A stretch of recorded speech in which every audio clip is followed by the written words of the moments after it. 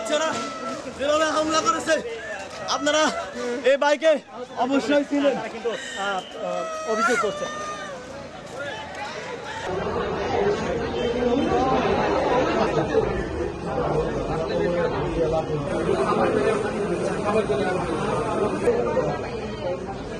গত 2 দিন আগে একটা খসড়া বেরিয়েছে, সেখানে হচ্ছে জুলাই সনদ স্বীকৃতি দেওয়া হবে, তবে জুলাই সনদে আমাদেরকে রাষ্ট্র স্বীকৃতি দিবে না, তবে জুলাই সনদ হচ্ছে ওরা বাস্তবায়ন করবে।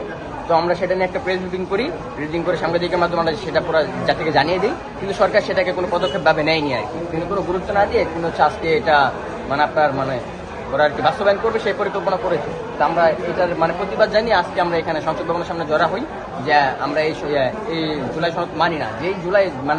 যেই জুলাই হচ্ছে শহীদ এবং আহতদের দিয়ে এসেছে, যেই জুলাই হচ্ছে আমাদের দিয়ে এসেছে, সেই জুলাই সনদ যদি আমরাই না থাকি তাহলে এটা জুলাই সনদ কিভাবে হয়? আমি মনে করি যে ইন্টারিম সরকার হচ্ছে তিনি একজন ব্যর্থ, এই জুলাই সনদটা হচ্ছে ব্যর্থ। তাকে ব্যর্থ বলার কারণ হচ্ছে এটাই যে জুলাই চলে গেছে, প্রায় দীর্ঘ 1.5 বছর হয়ে গেছে। 1.5 বছর উনি এখন পর্যন্ত জুলাই সনদটা তৈরি করতে পারেনি, আবার করেছে তা হচ্ছে আমাদেরকে না রেখে। তাহলে এটা অবশ্যই আজকে আপনাদের কিভাবে, আপনি যে বলছিলেন আপনারা জুলাইয়ের সময় জড়িত, আপনার জুলাই সময় জুলাই আন্দোলনে আমরা হচ্ছে 5 আগস্ট থেকে গুলিবিদ্ধ হওয়ার পর সেখানে আর কি আপনার অস্ত্রোপচার করে নিটুর পঙ্গু মেডিকেল আর কি নিটুরে সেখানে আর কি এক হাত কেটে ফেলতে হয়। তার পরবর্তী সময় হচ্ছে ব্রাক আমাকে একটা হাত গিফট করে আর্টিফিশিয়াল, সেটা হচ্ছে আমি ব্যবহার করি।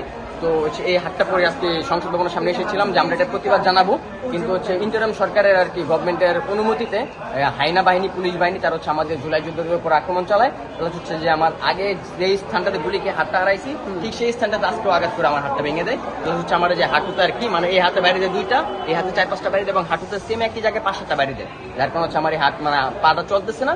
তো হচ্ছে আমার এই হাতটা এটাও ভেঙে ফেলছে, এটা তো আমি তেমন আঘাত পাইনি, কিন্তু এক জায়গায় বাইরে দেওয়ার কারণে পাটা চলাচল করতেছে না, যার কারণে হচ্ছে আমি ঢাকা মেডিকেলে আসতে বাধ্য হই।